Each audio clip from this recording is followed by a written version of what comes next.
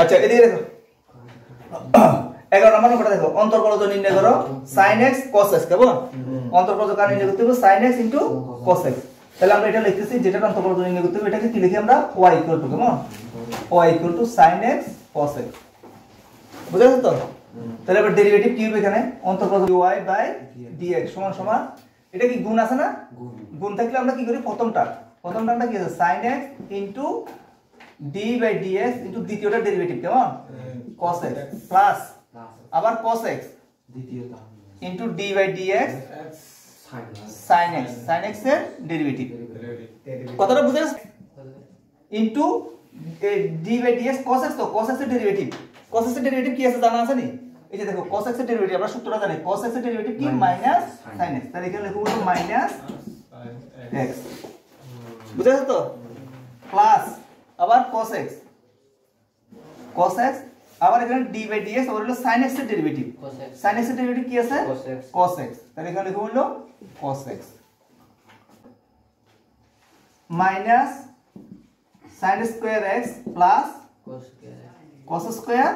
x minus sin square x plus cos square x বা এটাকে এভাবে লিখতে পারো অথবা সাজিয়ে লিখতে পারো cos square x minus sin square x এতটুকু লিখলে হইব কেমন বা সাজিয়ে লিখলে হইব কোনো অসুবিধা নেই cos 2x লিখতে পারো কারণ cos square x minus sin square x এর সূত্র হলো cos 2x এটা ত্রিকোণমিতির সূত্র আর কি কেমন কি আছে y 5 sec x 4 cos x এটা আছে তো তাহলে আমরা আবার আগের মতো লিখি dy/dx সমান সমান 5 d/dx sec x কেমন প্লাস 4 d/dx cos x এফারটা বুঝা গেছে নি কারণ প্রথমে যেটা ধ্রুবক টার্মটা তো সামনে থাকে এবার এরপর লিখতেছি 5 এই দেখো sec x এর ডেরিভেটিভ sec x কত sec x tan x ঠিক আছে এটা হলো sec x এর ডেরিভেটিভ তাহলে sec x এর ডেরিভেটিভের জায়গাতে আমরা এটা লিখি হ্যাঁ তাহলে 5 এবার এখানে লিখব হলো sec x tan x plus এবার 4 এবার হলো cos x এর ডেরিভেটিভ কি মনে আছে নি